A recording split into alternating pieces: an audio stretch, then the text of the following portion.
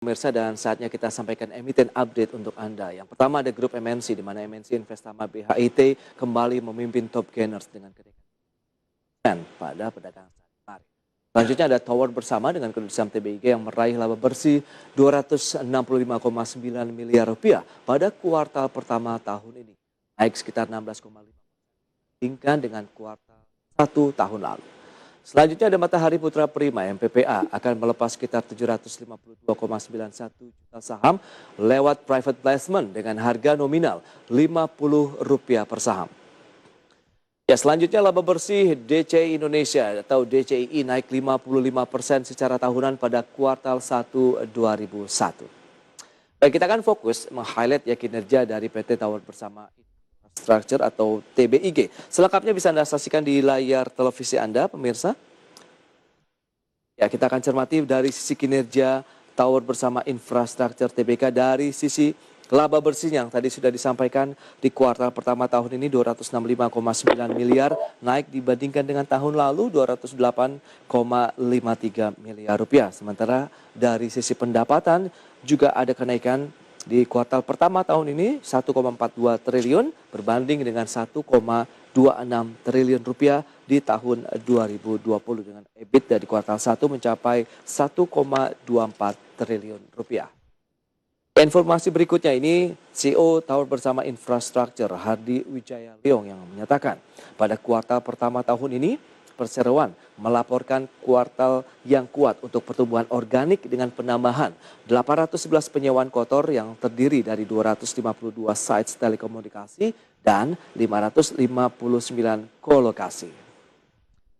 Berikutnya kita akan lihat dari sisi kinerja pada perdagangan Rabu kemarin ya, mengalami penguatan 5,18% di level 3.250, kemudian dalam kinerja 6 bulan terakhir juga positif 129%, PE ratio 72,9 kali dan juga market cap sekitar 73,64 triliun. Baik, kita lanjutkan kembali perbincangan bersama dengan Ibu Vesela.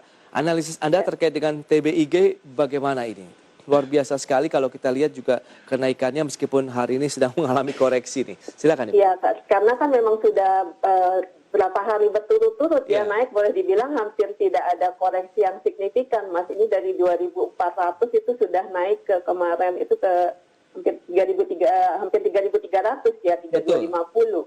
Nah, jadi saya rasa kalau memang ada koreksi ya koreksi yang wajar ya. Kalau saya mungkin nunggu di sekitar 2.900 atau 3.000 kalau masih yang belum masuk ya. Kita tunggu di level support 2.900 sampai 3.000. Nah, dari sisi performance sendiri kan memang kita lihat ya kita semua ini kan di masa pandemi ini kan kebanyakan di rumah, ada yang work from home, school from home. Itu kan memang butuh telekomunikasi sehingga penyedia provider seperti telekomunikasi seperti Tower, Tebik ini ya menikmati keuntungan yang bagus gitu loh. Dan lagi untuk investasi di tower-toweran ini kan asing sudah boleh, jadi sudah dihapus dari negatif investment list gitu. Jadi ini bisa menjadi peluang begitu, investor asing juga sudah mulai bisa masuk dan investor lokal juga pasti akan bisa mengikuti juga begitu dengan adanya perbaikan dari kinerja, karena dikatakan di penambahan ada sekitar 811 penyewaan kotor ya dari 252 site telekomunikasi dan 550. Nah, ini secara fundamental akan mendukung untuk kinerja jangka panjangnya, Ibu. Iya, kebetulan si Tebik ini kan juga barusan beli tower 3.000 tower ya dari BSE. Dan itu belum masuk ke dalam laporan keuangan yang kuartal pertama ini, Mas. Jadi untuk kedepannya kalau dimasukkan lagi 3.000 tower ini akan menambah penghasilannya lagi. Gitu. Nah itu dia. Di tengah pelemahan yang terjadi hari ini, minus 3,08% di level 3.150. Apakah kita bisa cicil beli sambil menuju level support yang seperti Anda katakan 2.900 sampai dengan 3.000-an? Ya boleh kalau mau cicil-cicil beli dulu kalau takut ketinggalan ya. Tapi kalau yang kalau yang lebih konservatif ya bisa tunggu di level tadi 2.900 sampai 3.000. Oke, pembalikan arah atau rebound nanti apakah masih ada peluang potensial upside yang lebih tinggi lagi begitu dari level yang kita tahu juga perkiraan saya masih besar. Bisa ke level 3.600 3.700. 3.700 itu sampai dengan akhir tahun atau untuk short term saja? Mungkin sampai akhir tahun atau kalau mungkin juga bisa lebih cepat, Mas. Tapi ya Oke. Kalau ini analisa sih sekitar untuk jangka sampai akhir tahun. Oke, itu dia. Berarti ada peluang ya, potensial upside atau cuan yang bisa didapatkan sampai dengan 3.700 dari Iya, kalau kita pelemahan yang bisa dapat terjadi di hari ini. 3.000 kan masih 20% lumayan Wow, ya. betul. Ini masih oke sepertinya TBK. Jadi kita buat trading harian juga masih menarik di tengah pelemahan yang terjadi karena Anda melihat justru peluangnya lebih jauh ke level 3.600, 3.700 Ya. TBIG ya. Baik, Ibu Vesela mungkin di segmen ini juga bisa disampaikan ini rekomendasi saham yang Anda jagokan bagi investor maupun traders untuk perdagangan hari ini. Apakah juga sektor yang cukup beragam atau mungkin Anda mengerucutkan ke beberapa emiten saja? Silakan, Ibu. Ini kan Ya. saya ada rekomendasi sell satu, yaitu kan untuk Unilever. Baik. Kemarin itu dia sempat breakdown dari supportnya di 5.450, tapi hari ini saya lihat ada sedikit kenaikannya. Tapi kita lihat apakah dia bisa menembus kembali level support yang sekarang jadi resist ini di 5.450 ya.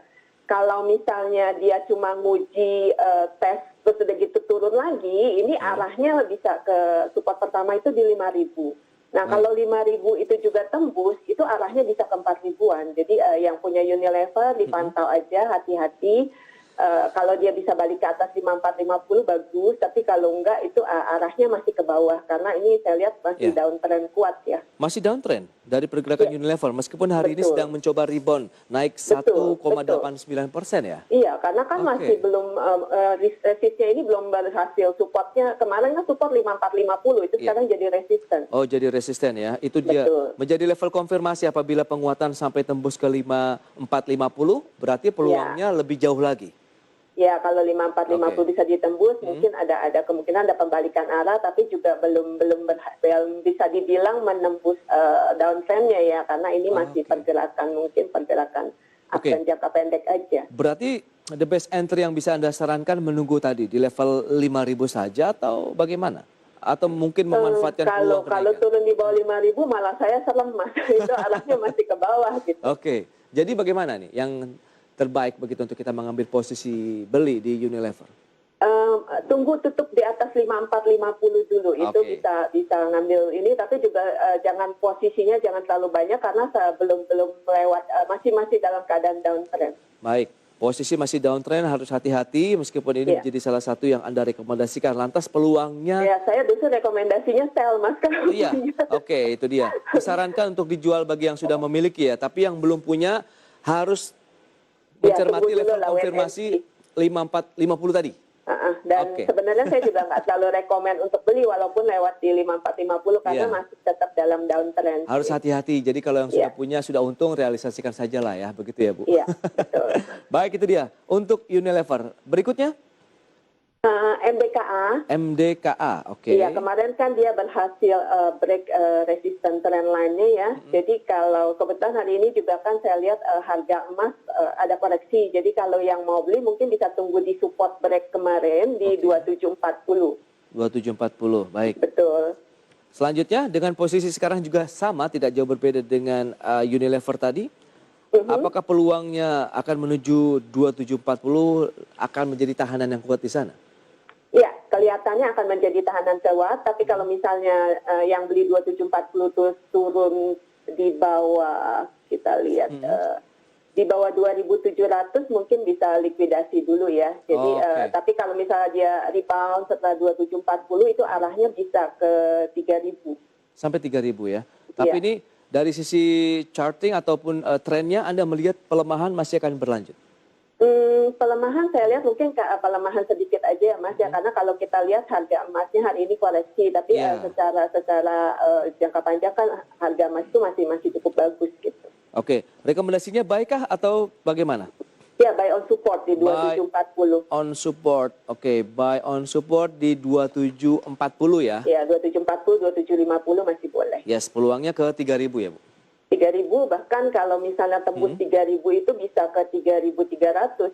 Oke, jadi ya untuk MDK dan juga Unilever pilihan investasi juga kami kembalikan kepada pemirsa IDX Channel. Kalau yang Unilever tadi rekomendasinya sell atau jual saja kalau memang Anda sudah memiliki portofolio di sana karena trennya sedang turun begitu ya. Selanjutnya selain dari Unilever dan MDKA? Agro. AGRO ya, oke. Iya, agro tuh kemarin juga kena resist trendline-nya di 1095 ya, tapi hari ini saya lihat sudah berhasil tembus tuh. Jadi Baik, kalau yang mau beli mungkin bisa nunggu di 1095, 1100 itu masih boleh, atau kalau yang mau masuk sekarang ya masuk sedikit aja dulu ya. Takutnya oke. dia nanti uji support lagi di 1095, 1100. Baik, karena memang hari ini naiknya kencang ya Bu, 4,15% ini di level Iya, betul. 1130. Iya, Berarti karena kalau dari kemarin itu kan memang naiknya kelihatannya sudah, kemarin itu kan sempat turun-turun kan. Nah, ini yes, sudah ada perubahan tren juga, sudah mulai trennya berubah jadi naik gitu. yes sejak Nah, ini tanggal arahnya kalau saya lihat bisa ke 1400-an. oh, sampai 1400. Iya, kalau Oke, kalau short ini term ya cuma atau yang nggak langsung gitu ya Mas ya, itu pasti dia. ada Berarti medium ada medium term lah ya ya kurang lebih medium ya. term, ya betul. Oke, itu di AGRO yang hari ini 4,61%. Riding boleh nggak kalau current price? Ya, tapi Oh, jangan full power ya. Jadi sebagian masuk sedikit dulu, nanti nunggu lagi ya. di 1100 ya. Makin kencang sih naiknya sekarang sudah 5% Ibu. Iya, makanya cuma kan nanti Takutnya nanti. takutnya ada koreksi kan, karena kemarin Betul. juga naiknya juga sudah cukup lumayan gitu. Ya, Jadi jangan jangan jangan jangan dikejar hajar ya full. ibaratnya ya. Ah, ah.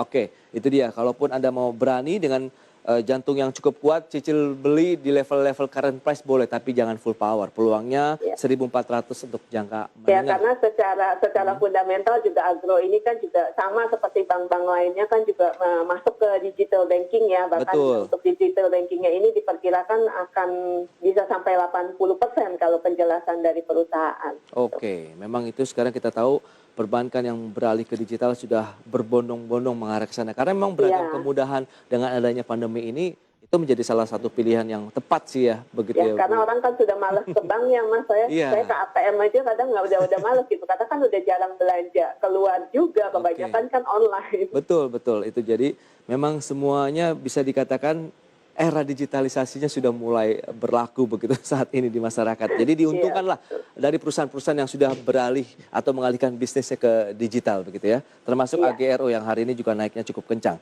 Itu dia rekomendasinya buy tapi cukup hati-hati. Current price boleh sedikit-sedikit saja, peluangnya ke 1.400 ya Bu. Iya, betul. Oke, selanjutnya.